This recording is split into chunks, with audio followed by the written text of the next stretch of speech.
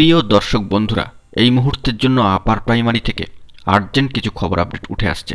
বন্ধুরা, তাই ভিডিওর মধ্যে সবটাই তুলে ধরার চেষ্টা করছি, তাই গুরুত্বপূর্ণ ভিডিওটিকে সম্পূর্ণ শেষ পর্যন্ত শুনে বোঝার চেষ্টা করবেন ও ভিডিওটিকে শেষ পর্যন্ত ওয়াচ করবেন। আপনাদের জন্য জরুরি ভিত্তিতে এই আর্জেন্ট ভিডিওটি ক্রিয়েট করা সরাসরি।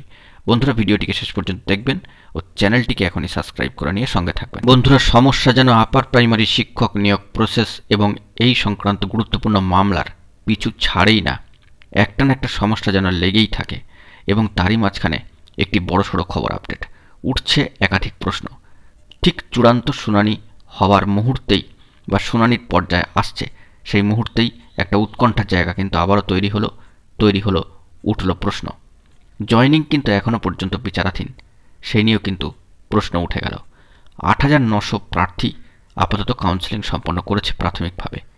তারা কখন নিয়োগ পাবে, জয়নিং কবে পাবে, অপেক্ষার কত, উঠছে প্রশ্ন। একাধিক প্রশ্ন উঠছে, সমাধান কোথায়? মহামান্য কলকাতা হাইকোর্টে এখনও পর্যন্ত সামগ্রিক প্রক্রিয়াটি কিন্তু বিচার্যমান। এরই মাঝখানে অত্যন্ত গুরুত্বপূর্ণ একটি খবর যে এসএসসি ২০১৬ সালে ১৩ই সেপ্টেম্বর ১৪,৩৩৯টি পদে নিয়োগের বিজ্ঞাপন প্রকাশ করেছিল এবং সেই নিয়োগের ক্ষেত্রে প্রথম দফায় মেধা তালিকা অর্থাৎ প্যানেল অনিয়ম অস্বচ্ছতার অভিযোগে ২০২০ সালে ১১ই ডিসেম্বর বাতিল করেছিলেন সম্মানীয় বিচারপতি সম্মানীয় মৌসুমী ভট্টাচার্য মহাশয়া। তার নির্দেশে ২০২১ সালে ৩১শে জুলাইয়ের মধ্যে পরবর্তী নিয়োগ প্যানেল প্রকাশের কথা ছিল, কিন্তু মহামান্য আদালতে একের পর এক মামলায় তা পিছুতে থাকে। একাধিকবার ডিভিশন বেঞ্চের সম্মানীয় বিচারপতি রদবদল হন।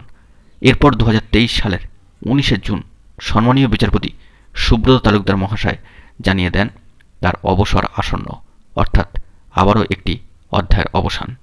তাই নতুন ডিভিশন বেঞ্চে মামলা চলে যায়। গত বছরের জুলাইয়ে সেই মামলা চলে আসে সম্মানীয় বিচারপতি সৌমেন সেন মহাশয়ের ডিভিশন বেঞ্চে। সবকিছু ঠিকঠাক চলছিল সম্মানীয় বিচক্ষণ বিচারপতি সৌমেন সেন মহাশয় এবং সম্মানীয় বিচারপতি উদয় কুমার মহাশয়ের বেঞ্চে সমস্ত প্রসেসটাই কিন্তু ঠিকঠাকভাবেই এগোচ্ছিল এবং এখনও পর্যন্ত সমস্ত বিষয়টা ঠিকঠাকভাবেই কিন্তু এগিয়েছে।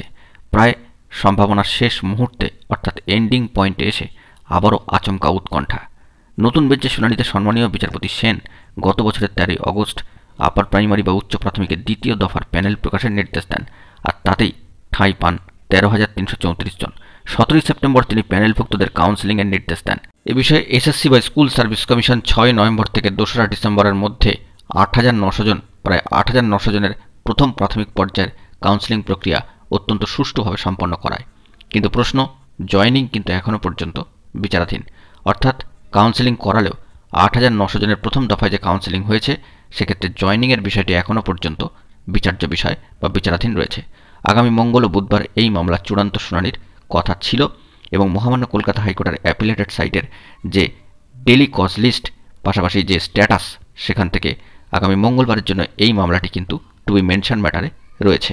কিন্তু কি হবে না হবে তা নিয়ে চরম উৎকণ্ঠার জায়গা, একাধিক প্রশ্নচিহ্ন কিন্তু আবার উঠে আসছে। দেখা যাক পরবর্তী ক্ষেত্রে কী খবর আপডেট উঠে আসে।